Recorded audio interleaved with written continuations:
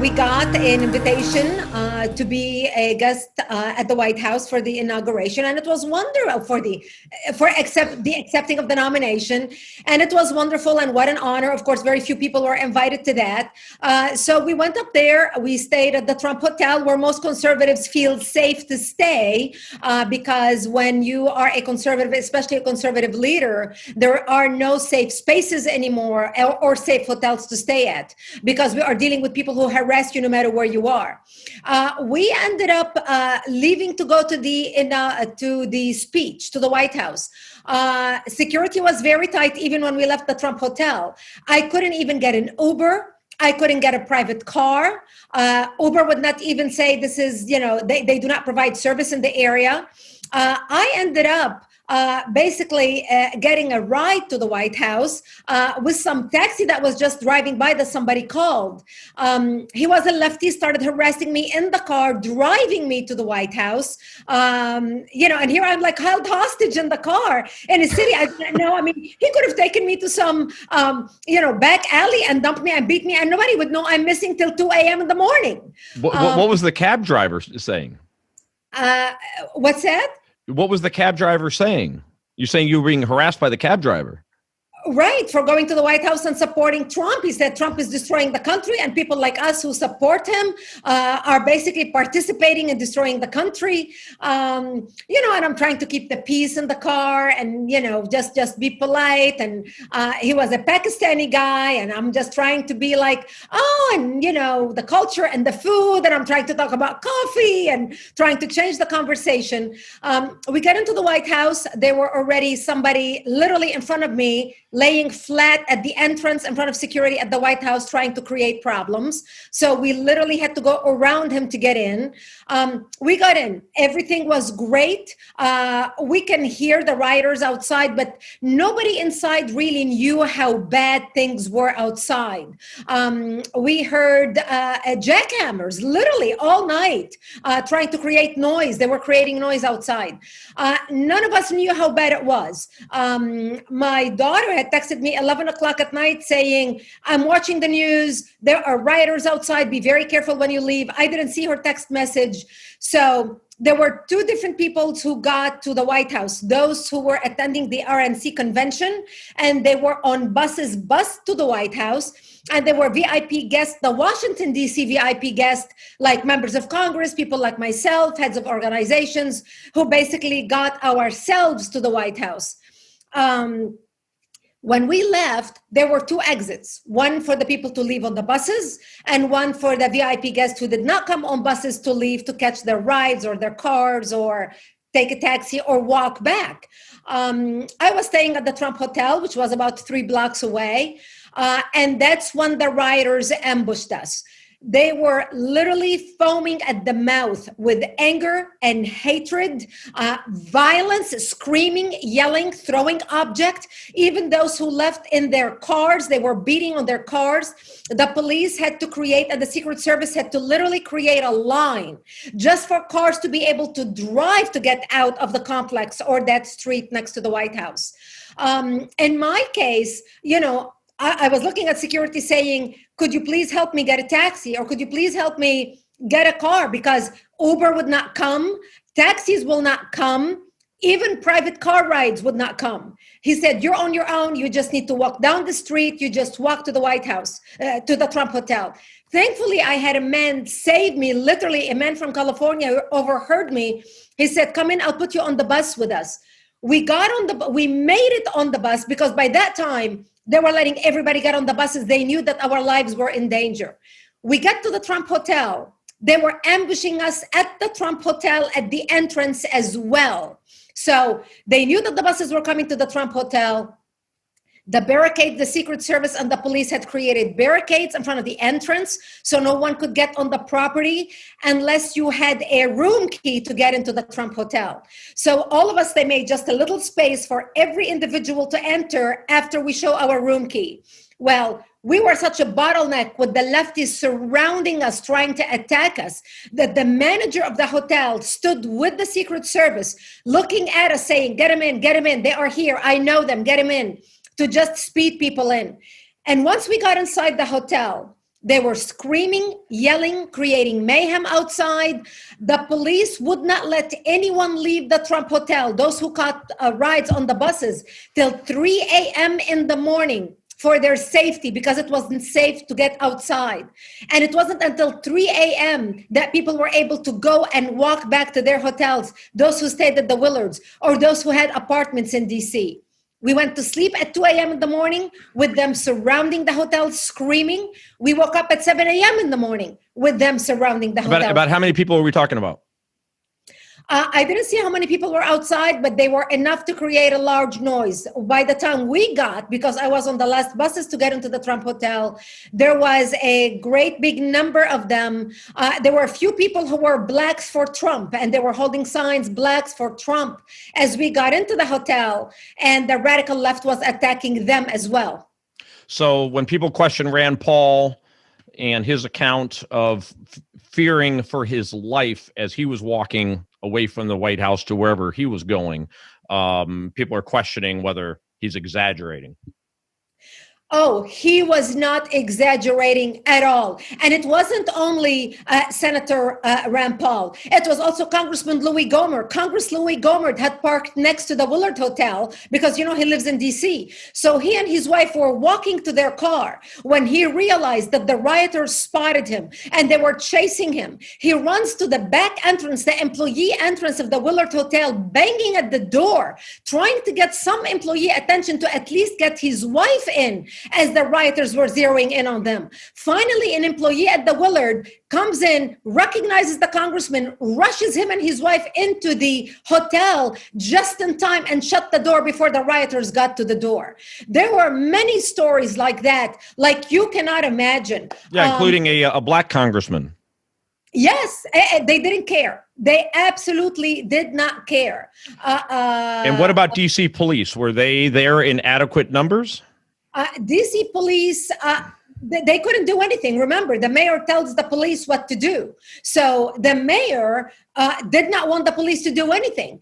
Even if there was police in there, from what I saw, there was enough police at the Trump Hotel, and there was enough police at the White House property. I did not make it much outside of the White House. Well, I did not make it to where the rioters were because truly, I don't think anybody planned or realized what they're going to do, how badly they're going to behave towards guests leaving the White House. I don't think even the White House anticipated that the rioters are going to ratchet up their violence the way they did. Okay, so now the most important question: who are these people? Based on you're an expert on this. You're saying you've been studying Antifa, and we're going to get into more details regarding the work you've done regarding Antifa, but based on your expertise and research, who are these people? These are sometimes paid agitators. Let me stop you right there, because paid is a very controversial thing to say. So what evidence do we have that they're being paid? We have seen advertisement for protesters being paid $25 an hour to protest, not necessarily in Washington, D.C., but at different parts of the country. And we know that there is a movement called the Sunshine Movement, which is the umbrella organization behind all of this. And the people who are funding these type of movements are Black Vision, 4 organizations basically: Black Vision, Reclaim the Block, Noble Community Bail Fund, and Dream Defenders. 2 of these organizations are basically the organizations that put up the money to bail the protesters when they are arrested. So if you go to their websites and check them out, they are blackvision.com or .org, Reclaim the Block, Noble Community Bail Fund, and Dream Defenders. And you can check them out for yourself. But so they each have websites. They all have websites. And if I were to go to those websites, would I be able to see, okay, I know where they're planning to protest next? Do they do it that openly? Or is there some secret network where they're on some emails that we're not seeing? Well, we subscribe We have a back way in finding out what they are doing, because obviously we have our people infiltrating them the way they have people infiltrating our database. Because we got to the point where we are working with the intelligence within the conservative movement as well, knowing what a target we have become. And I mean the movement in general, because as you have seen, Jim, the riots have... We are in more danger this week than we were last week, and we were in more danger last week than we were the week before. So within the last 3 weeks, we have seen a major uptick in violence nationwide. They are feeling more empowered, more emboldened. They are even more organized. They are getting better at organization. And they're getting a lot more money. And they're getting a lot more money. And we know that they are planning a siege to the White House starting on September 15th, where they are planning a 55-day siege around the White House and riots nationwide leading all the way up to the election. So we know what they are planning. We need our people to understand that we are dealing with an insurrection right now. This is a Marxist revolution. This is not some, we are worried about Black lives and we want to stand up for justice. We are dealing with a revolution that wants to throw out our government and basically reshape America in a totally different vision, in a totally different direction. And that's why people need to understand what's at stake and why they need to be involved. And where are those organizations? I had never heard of any of them, and my listeners probably haven't either. Where are they getting their money from? Are they getting it from Black Lives Matter? They are funding Black Lives Matter. It's the other way around, you're saying. Right. And we know that the funding is coming from major Hollywood stars. It's coming from major foundations. As you know, the Ford Foundation is the second largest funder of Black Lives Matter. But hold on a second. When we talk about these protests that, and many of them are violent, you're telling me that there's mainstream organizations that are knowingly funding them? In other words, it's not nefarious, Soros overseas money. It's Hollywood celebrities knowingly donating to these causes where they know that the intention is to use this for violent protests? Now, remember, they don't look at it as violence. They look at it as standing up for justice, because those who are watching CNN, they call these people peaceful protesters. They do not call them violent protesters. They are not watching what you and I are watching on social media and what we are watching on Fox News. They look at that as a made up lies by the conservative. And every time they talk about it, they're talking about peaceful protesters. So you have major Democratic funders, you have major Hollywood stars, you have major organizations directing money to Black Lives Matter. And you and I know that Black Lives Matter, what had started originally, maybe, okay, we are a few people concerned about injustice.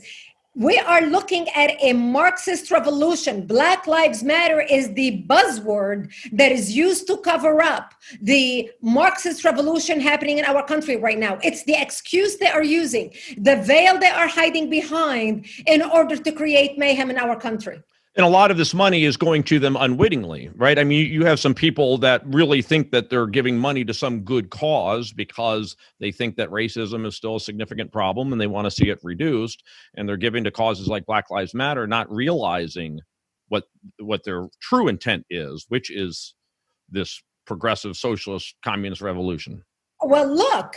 They are socialist. They are proud of being socialist. Remember Bernie Sanders, who would have thought we're going to have such a popular candidate for president in the United States, supported by all Hollywood lefties, by radical leftist Democratic funders who are major business owners in this country and proudly supporting Bernie Sanders. So they do not look at socialism as bad. They do not look at socialism as dangerous. They look at socialism as just. They look at the Marxists who are basically rising in a revolution on the street as the peaceful movers and shakers who are bringing about peace and justice. They are participating in a democratic revolution. So they're not looking at them as bad. And the ends justifies the means. So if it means creating riots, I mean, who can forget Maxine Waters speaking to her people in California, telling them, if you see them at a gas station, if you see them at a restaurant, if you see them anywhere,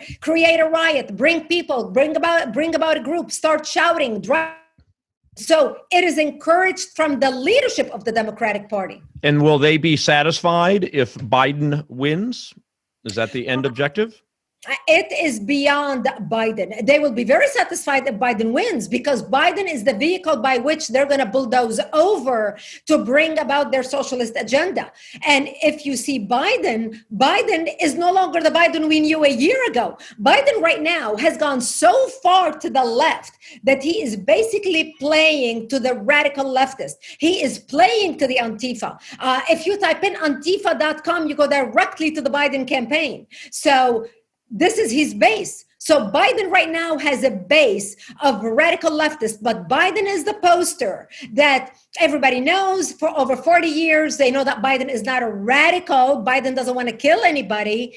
So the radical left is using Biden as the vehicle in order to get him into the White House. You and I know Biden is not going to be the president of the United States. He was going to be the figurehead, and other people are going to be pulling the strings behind the scenes. And can they achieve their objectives certainly simply by having Biden and the Democrats, say, take over Congress and pass things like Medicare for all and so on? Is that satisfactory to them, or are they not going to be satisfied until we have a full-fledged revolution that essentially tears up the Constitution? Well, they will be, if Biden wins, they will be well on their way into in their revolution to tear up the Constitution. They're already doing that right now. The only thing standing between us and the radical leftist Marxists who look at people like you and me and all our conservative friends who are watching us right now, they don't even look at us as human beings. If you were in DC and saw what I saw, you have a whole new perspective about the riots and the perpetrators of these riots. So once they have Biden in office, they will have an enabler who will enable them to implement program and educational programs that we are seeing right now, frankly, being implemented in public schools. I mean, look at all this retraining at the FBI about your white privilege and how you should look at others. Look at the retraining at our universities. Look at the 1619 project now, which is going to begin being implemented in the state of California in the textbooks, 6th to 12th grade in California. So they are already well on their way of doing that. The only thing stopping them is President Donald Trump. And if the good, God-loving, God-fearing, America-loving, founding father-respecting people in this country stand up now and organize. And I encourage people to go to our website, my website, actforamerica.org. Actforamerica.org. We are the largest national security organization in the country. We have 1.6 million members. Sign up as an activist or sign up to start a group. We are starting groups nationwide. Sign up to start a group in your community. We will guide you. We will mentor you. We will support you. We will connect you with other conservatives in your area. Together, we stand strong and protect our republic. And one of the things you achieved was getting Antifa labeled as a terrorist organization in the United States. I'm reading stuff recently that people say Antifa is fake news. It doesn't even exist. What do you say to them? Antifa is real. I have seen Antifa last Thursday in Washington, D.C., and we need... Now, when you say you saw them, you're talking about it, after the Trump speech, but I mean, how do we know that's Antifa? Well, look, Antifa and Black Lives Matter right now are intermingled. They are one.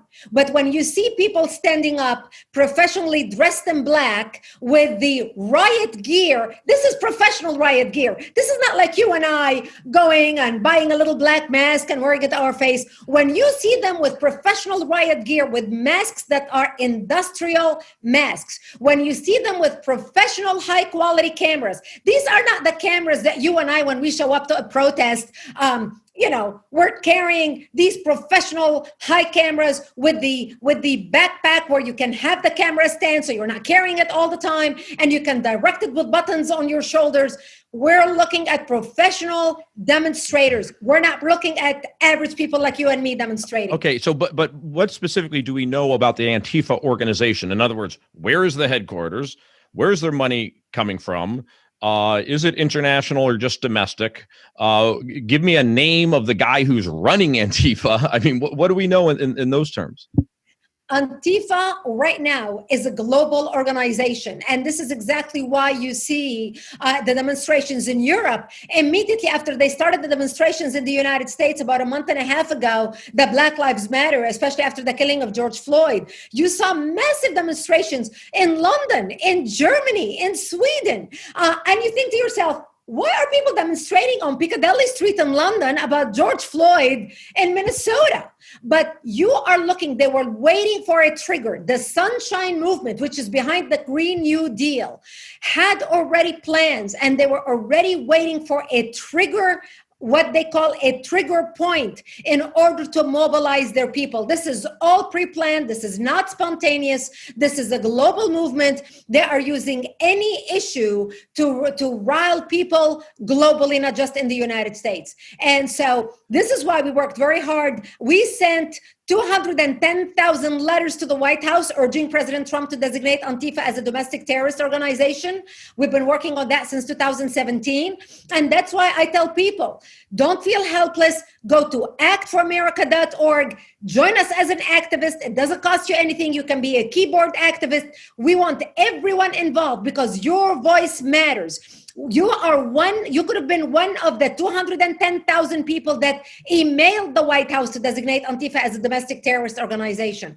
Right now, we're working on many projects, mobilizing people to stand with law enforcement. We now have organized 100 Back the Blue rallies nationwide.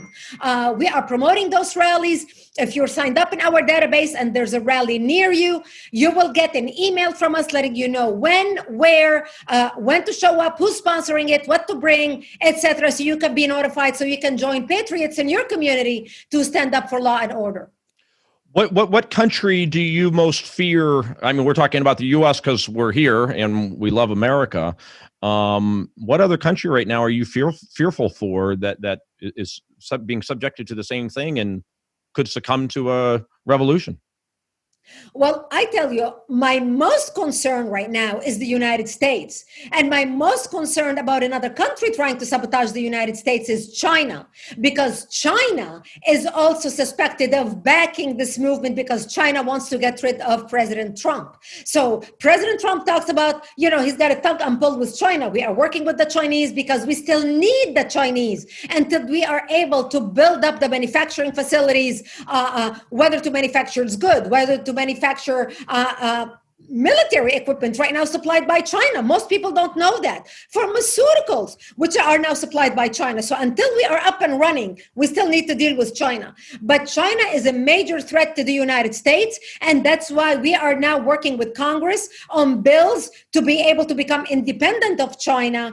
And that is my major concern as an enemy of the state right now. Because not only the Chinese and what they represent, the Chinese right now are working with the Iranians and trying to form a counterbalance to the United States by forming their own bloc, China, Iran, and Turkey. And that's why President Trump is working and bringing peace to the Middle East. He's working with the Saudis, the Israelis, the Egyptians, the Jordanians, trying to stabilize that part of the world and having them on our side so we can be able to stand up and fight in a coalition to stop what I call the forces of evil, Iran and China, from gaining strength and power and attacking the United States. You're not lumping Russia in that coalition? Russia is in that coalition. Yeah? Yeah. And is Turkey a new member of that coalition? Absolutely. Turkey under Erdogan has gone deeper and deeper into radicalism. He has complete control of the country.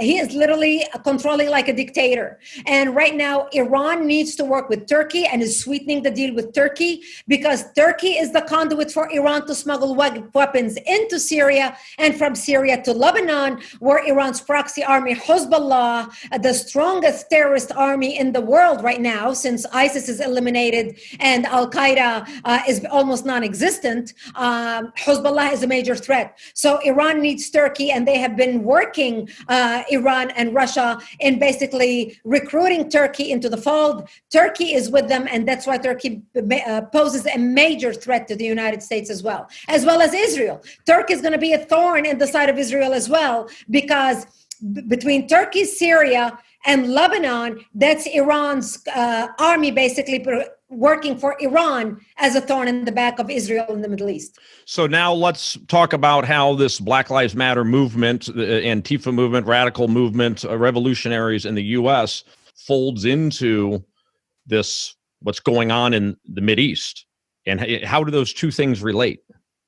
I tell you, the most important thing, the way they relate, is how the Middle East and the radical Islamists in the Middle East and the enemies of the United States are watching the lawlessness in the United States and the weakening of resources in the United States.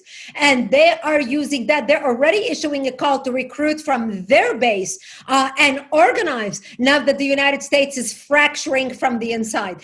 Any fracture that they are seeing is empowering them and emboldening them and giving them a way to weaken the United States even more and establish areas within the United States to sabotage America. And at this point, they do not need to use terrorism to achieve their end goal. Right now, they are achieving their end goal through stealth jihad under the radar, by using their own agents within America, working with the leftist movement. So when you look at people like Linda Sarsour, who is the most famous Palestinian community organizer, who also represents the Muslim Brotherhood in the United States, CARE, the Council on American Islamic Relations, who is now working with the ACLU, who is also working with the Southern Poverty Law Center, even working with the Anti-Defamation League. So you've got Muslim Brotherhood fronts in the United States now working with the radical left, with the leftist, in destroying America. And that's where the danger comes. Because bottom line, they both want the destruction of America. They may want it for different purposes. One may be for a caliphate and the other may be for global communism, Marxism, right? But they both, it starts with the destruction of the United States. It all starts with the destruction of the United States, and the Islamists are using the leftists as the useful idiots in their war, because they know if socialism wins, the socialists are not going to have the devotion and the commitment for their cause as much as those on the radical Islamic side who have the devotion and the commitment to establish a caliphate. So between socialism and Islamism, Islamism will win hands down because of the commitment and the devotion of their people, because they are driven by religious fanatics. The socialists would call the Muslims an oppressed class, probably. Correct. Right? Correct. So they need protection. With them. And that's why you see the leftist, the Southern Poverty Law Center, working with CARE and working with different Muslim Brotherhood organizations in the United States, and protecting them against people like me and you, people on the conservative side who supposedly are oppressing the Muslims in the United States. Robert Spencer said something very interesting that perked a lot of ears. And I'm just curious if you know anything about this. He said a few years back during the Obama administration, Black Lives Matter operatives went to Gaza and got training from Palestinian terrorists as to how to carry out the kind of violence we've been seeing in America the last few months. Is that something you've heard before? Yes, I have heard that. And actually, the Palestinians set the stage since the 70s on suicide bombing, terror attack. Because remember, this is where we started seeing attacks on school children in Israel. Remember when the Palestinian Fidaiyin attacked school children in a school and started killing school children. So the Palestinians were also the first people to invent suicide bombing and go out and send their children to die in order to kill their enemies. The Nazis did not even do that. And so the Palestinians exported their terror training and terror methods across the globe. And right now we are seeing the radical lefts learn from them. And not just from the Palestinians, but also from Hezbollah operatives.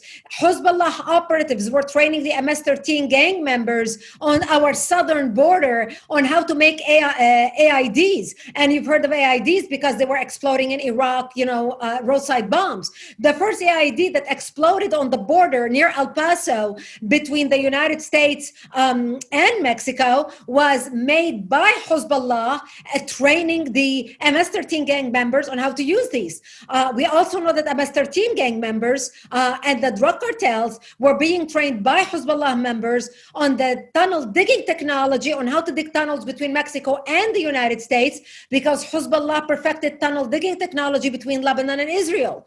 So as you can see, the leftists in the United States working with the Islamists have also enabled the radicals in America to go get trained on how to be a freedom fighter. Because remember, the Palestinians are considered freedom fighters by the left. So anytime you hear CNN talk about Palestinian suicide bombing, or MSNBC, ABC, NBC, CBS, they talk about the freedom fighters in the Middle East who are fighting for justice and who are fighting against occupation and injustice and fighting against oppression. We started seeing the Palestinians or the left in the United States use those words following the way the Palestinians use them. And now we are seeing the end results. Let's just tick through a few items quickly here. I've read a lot about the U.S. mosques and how they are basically controlled by the Muslim Brotherhood, which is essentially a terrorist organization. What can you tell us about that? Over 90% of mosques in the United States are owned by NATE, the North American Islamic Trust, which is funded by the Muslim Brotherhood and also funded by Muslim operatives within the United States.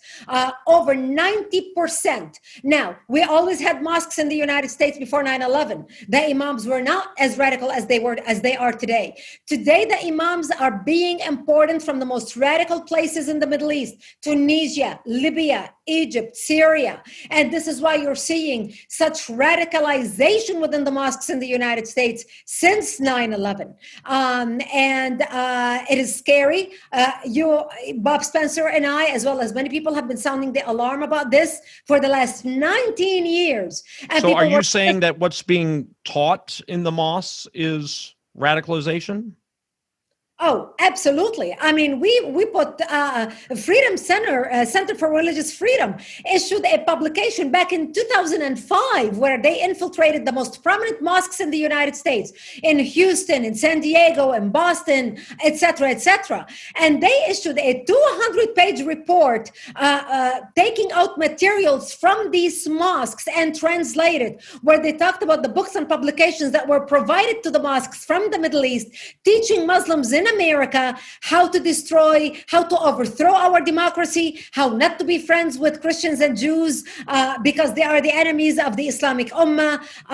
200 pages. I mean, that book came out in 2005. Another study was done in 2007. Another study was done in 2009, where they concluded that 7 out of 10 mosques in the United States were learning about radicalization in the United States. Well, sorry to interrupt, but so how come we haven't seen more domestic Islamic terror, in your view, in the past 10 years? Oh, we've seen a lot of domestic Islamic terror in the United States in the last 10 years, but few have made it to the headline. A lot of plots were foiled. Look, the last one we saw was about 3 years ago. Remember the guy who drove his car on a sidewalk in New York?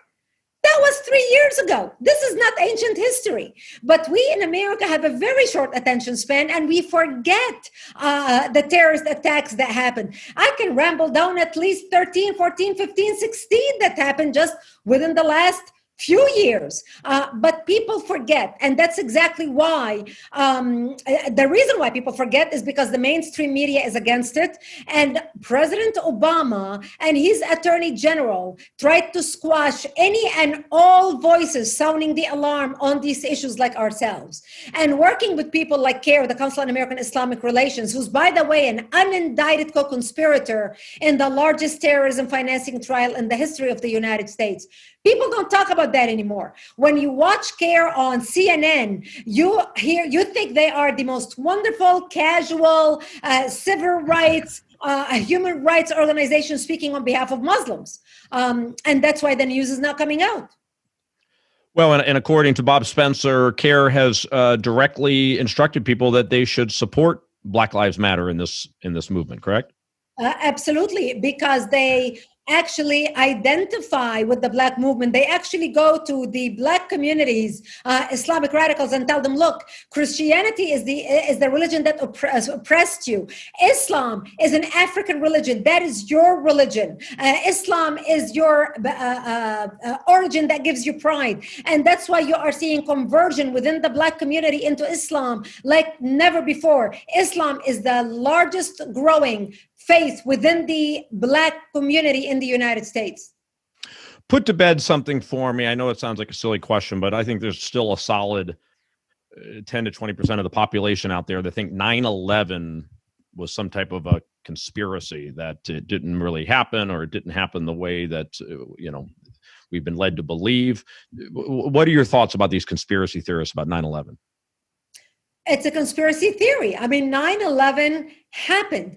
Al-Qaeda took credit for it. They bragged about it. They were so proud about it.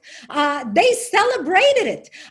They wore it as a badge of honor. They spent plenty of time organizing it. We already have the track record. We already have how they planned to do it. So there's no denying that it was a reality. The people who spun the conspiracy theory in the United States are the Islamists who want to conduct the stealth jihad, like CARE, the Council on American Islamic Relations, and other Muslim Brotherhood front organizations in the United States.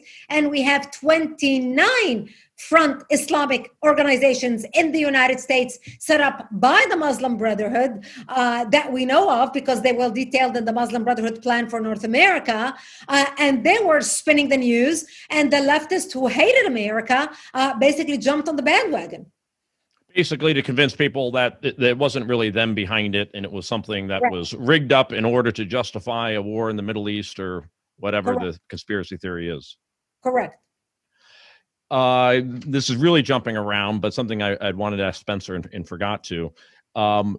The exploitation of boys in the Middle East. I mean, it's a major problem. Pedophilia, etc. Men with boys. I've heard some stories from some of our soldiers who came back from Afghanistan that saw things with their own eyes. From Pakistan, where they saw things with their own eyes. But it's barely reported. It almost seems to me that the U.S. military is almost complicit in it, because these were our partners, and we needed to work with Afghanistan and so on. But is this a problem that you track? Look, it's huge in the Middle East. It was so big that even NPR did a documentary about it, which I was surprised that they followed the boys in Afghanistan, and they did a documentary on how they steal them, literally kidnap them from towns. They have their operatives that drive around small rural towns in the country, and not just Afghanistan, in Pakistan, in that part of the world, and basically find little children, little boys that they like, and then they either steal them or go to their parents and tell their parents, look, you barely have money to educate or feed this boy. We're going to take him. We're going to teach him dancing and singing. We're going to teach him a craft, and we're going to pay you to $100 a month or whatever it is that they pay the family. They take the boy and they teach the boy how to dance, how to wear makeup, and they literally use these boys as their own prostitutes. And then these boys grow up, and by the time they are 15, they have nothing to do. They have been raped repeatedly, and they end up becoming a singer or a dancer, and end up participating in kidnapping other children and repeating the process with the other children. It's a very sad reality. They are brutal. They have no conscience, but they look at it as long as the boy doesn't die, he is just there for pleasure and enjoyment. It's not going to kill him. It's not going to hurt. It's not going to kill him. It's going to hurt him, but it's not going to kill him. And it's a tragedy what happens to these little boys. And it's the biggest kept secret. Our media doesn't want to touch it, because if you talk about that, then you're shining a light on the barbarism of the practice and showing how backward Islamic societies are. And that does not serve the Islamist or the leftist movement in the United States. And that's why the left, who's in bed with the Islamists, doesn't want to speak about this problem or shine a light on it in a really major way.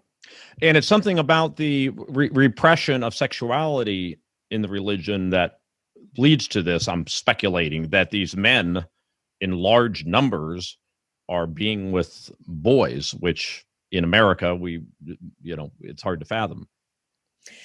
Well, they look at it for their pleasure and enjoyment, and it's not just the deprivation of their sexuality, because remember, they can rape any woman they want and throw her on the street. They are allowed to marry up to 4 wives at a time, not in a lifetime, 4 wives at a time, and then they can divorce one at a woman and marry another one. They even have a 24-hour marriage called zawajul mut'a, which means they can marry somebody just for sex for 24 hours and then divorce her, and it's a legal marriage. So they have plenty of options to have sex with women, but they enjoy the boys or younger children, whether male or female, because of the extra pleasure associated with it. Well, that's obviously very disgusting, and I don't understand where that's coming from. One of the stories I'd heard that. It's a totally different mindset. It's truly barbaric. It's truly repulsive. It's truly horrific in ways that Westerners cannot even fathom. Because in our culture, people who come from the Judeo-Christian world, look, we have some crazy, we have pedophiles, but they are condemned in our societies. In our society, they are looked down upon. They are condemned. They are arrested. They are jailed, and you throw away the key. So we condemn them. But in the Islamic world, they look at it completely differently, and that's the tragedy. So as we look at the Middle East generally, I mean, it's such a mess, as it always is. And America continues to stub its toe, it seems, whenever we try to intervene in the Middle East. It never seems to go well. So what the heck should be our policy when it comes to the Middle East? Look, President Trump has done the incredible. I mean, President Trump has done more and bigger achievement with the signing of the peace deal between the UAE and Israel than what President Clinton at the time did between Israel and the Palestinian Authority. Because the Palestinian Authority, they were trying to appease them. They thought, okay, we can bring this terrorist group, and maybe if we can work with them, we will have peace, which obviously failed. But when you have peace between the state of Israel and the United Arab Emirates, when you have the stamp of approval of Dubai, welcoming a flight, an El Al flight yesterday or day before yesterday from Israel filled with Jewish tourists flying and landing in the United Arab Emirates and flying the whole length of the airspace of Saudi Arabia and landing to a huge welcome in the United Arab Emirates. I mean, what an achievement. I mean, it should be all over the news. It should be every single media personality should be talking about the Nobel Prize for President Trump right now. He has achieved the impossible. He and Jared Kushner, this deal that they brokered was unprecedented. It's going to change the Middle East. I mean, who would have thought 20 years ago, you're going to have an Israeli airplane full of Jewish tourists landing in the United Arab Emirates, doing business deals in Dubai, flying over the airspace of Saudi Arabia with the blessing of Saudi Arabia, who is now talking about having a peace treaty with Israel. And then Bahrain is considering it right now. The next is Bahrain. The next is Kuwait to sign a peace treaty. President Trump really has brought peace to the Middle East. Now you have Jordan, you have Egypt, you have Dubai, the United Arab Emirates. They're talking to Bahrain. They're talking to Kuwait. I mean, it's incredible. It's incredible. Saudi Arabia. And so it goes to show you that the Palestinian terrorists and the Palestinian Authority is no longer relevant. The Arab Street is moving away from the Palestinian cause. And the deal between Israel and Dubai is going to be incredible. What about future military interventions? What's your thoughts about the U.S.? I presume that you would say you would express a severe caution about military interventions. Severe caution about military intervention, but if we have to intervene, it will have to be strategically. But the wonderful thing about this peace deal that he struck right now with the United Arab Emirates is because if we have to get into a conflict in the Middle East, which I think the conflict right now is not going to be anywhere near what it used to be, because right now you have the Egyptians, who are the biggest army in the Middle East, you have the Jordanian, you have the Saudis, you have the United Arab Arab Emirates, the Kuwaitis, and the Bahrainis coming together and combining all their armies to contain any threat in the Middle East. We're no longer operating alone with Israel. When you have these countries working together with Israel, and already the United Arab Emirates right now planning military training with the Israelis, now you're looking at a combined, united team of peaceful nations in the Middle East who want to ensure they have peace in their neighborhood, working together to squash the terrorists who want to create problems in their backyard. And that's why when you have the strength of these nations, the Sunni bloc standing against Iran, against Hezbollah, against Iran's operatives in the Middle East, they don't stand a chance, because now we have the combined forces of all these countries coming together, as well as the Israelis. We don't have to intervene the way we intervened before. Last two questions. One is Afghanistan. How do we wrap up Afghanistan? Oh, Afghanistan is a no-win situation. Afghanistan is tribes with flags. They have no patriotism, no unity. It's different tribes against each other. Some tribes work together. They don't trust each other. They don't trust any foreign sources. And because of that, they were able, in their mind, and truly defeat the drive away the Russians, defeat the Americans, or drive away the Americans. At this point, we just need to save ourselves and get out of Afghanistan. Thankfully, we are out of nation building, which is what Obama and Bush before Obama ended up investing millions of our tax dollars in building highways in Afghanistan, and building mosques in Afghanistan, and building schools in Afghanistan where girls couldn't even go get educated. Total no strategy, no direction, no intelligence. Finally, President Trump is doing the right thing, and we are getting out of Afghanistan, and we're not going to get back into working with the Taliban who are going to stab us in the back. So if Taliban takes over, so be it. We just need to continue to closely monitor the country as far as potential for, coordinating terrorists. We closely monitor the country, and when they do coordinate any terrorist activity, we unleash our generals and our military who were trained to fight and know how to win. What President Trump did when he took power is he immediately met with the generals and said, "Tell me, what do you need to do to win against ISIS, to defeat ISIS?" And the generals told him what they needed, and he told them, "You got it. You have complete freedom to do what the taxpayers trained you to do." And because of his wisdom, and because of unleashing the military and the generals and letting them fight a war, we were able to crush ISIS. And under his leadership, if anything comes up, as long as we have President Donald Trump, if anybody misbehaves in the Middle East, he will unleash the generals to do what they need to do. Look, we crushed ISIS, which was bigger and more lethal than Al-Qaeda ever was, and we were able to defeat them and win against them. Let me just ask this. I just remember when we removed the Taliban, and I didn't know even that much about Afghanistan, but in just watching the news and seeing that girls were now allowed to go to school, girls were now allowed to play the piano, wasn't allowed before. If the Taliban comes back, what happens to these girls? And it's just, we can't be worried about every problem in the world. Is that the position we have to take? No, because we are not going in to fight social wars. I mean, if we're going to be worried about what's happening to girls' education in Afghanistan, why didn't we interfere in Sudan? Why didn't we interfere in Congo? Why aren't we interfering in Mozambique? We're not the world's police. Absolutely. We're not the world's police, but we will go in there and decapitate and cut off the heads of the snakes that want to attack us. That's why we have a military, and the job of the military is to protect the people of the United States and protect the interest of the United States, and which in the end keeps us safe. That's the only way we need to be involved. We'll end it with the Las Vegas shooting, because my Hidden Truth show started with a deep dive on Las Vegas shooting, and the fact that ISIS claimed responsibility for it twice through official channels. And at the time, every one of their claims for responsibility had turned out to be credible. Yet apparently this claim was not credible. So what are your thoughts about the fact that they claimed responsibility, and whether you think they did or did not have any role in the Las Vegas shooting?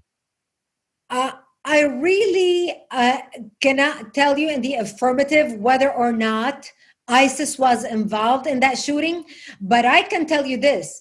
as somebody who works with the intelligence community and have an expert as a terrorism analyst, I can tell you, when ISIS takes credit for something, believe them. They had something to do with it. The Las Vegas shooting was so botched up in so many ways, and they had so many people with special interests who wanted to cover it up as fast as possible to distract from the truth behind the Las Vegas shooting, that I believe it was such a disservice to the American public, because it's a disservice to our safety in the long run. So you believe the FBI investigation was botched? I believe the FBI investigation was botched. I believe any investigation, the police work was botched. The whole reporting on that was botched. The organization, the intelligence that came before the shooting was botched. The whole thing, which is. Do you tend to disbelieve the FBI's conclusion that it was a lone gunman acting alone? I don't believe it was a lone gunman acting alone. And what do you think it was? You do not pull off something like that by acting alone. Somebody had to work with you, guide you, train you, know what you're about to carry. You don't do something like this alone. Would the FBI have a reason to keep it from the American people if there was a connection to a terrorist group? They did not want to show that terrorists can pull off something like this in the United States after all these years that passed after 9/11, because they had told the people that everything is safe, Islamic terrorism has nothing to do with it. They were trying to make it a lone wolf attack. Look, even when the Islamic terrorists did attacks, they called it lone wolf attack. There is no such thing as lone wolf. Somebody had to finance you, somebody had to train you, somebody had to supply you with weapons, somebody had to provide support, strategic support. Even if you were the one who drove your car into a crowd, there was somebody who worked with you on that. There's no such thing as lone wolf attacks. It may be one person that pulled it off, but there's no such thing as a lone wolf attack. Do we have reason still today to fear an ISIS coordinated attack in America? ISIS will not be able to coordinate something on this scale in today's age in America under President Donald Trump. President Donald Trump has truly reformed our intelligence community because he is enabling the people, the experts, to do what they need to do within our government to keep us safe, because he understands the threat. He understood it before he even became president, because remember, General Flynn was his right-hand person. He was his national security advisor. General Flynn understood all these things. General Flynn was going to reshape the intelligence community. And that's why the deep state wanted to get rid of him, because General Flynn knew exactly what needed reshaping, how we needed to reshape it, and where did we need to look. And that's why they needed to get rid of him. So President Trump, the minute he got elected, he already was briefed to details about what was happening within the intelligence community and what we needed to do to defeat our enemy. Thank you again to our guest, Brigitte Gabriel. Check out her book, Rise, in Defense of Judeo-Christian Values and Freedom. It's available on Amazon.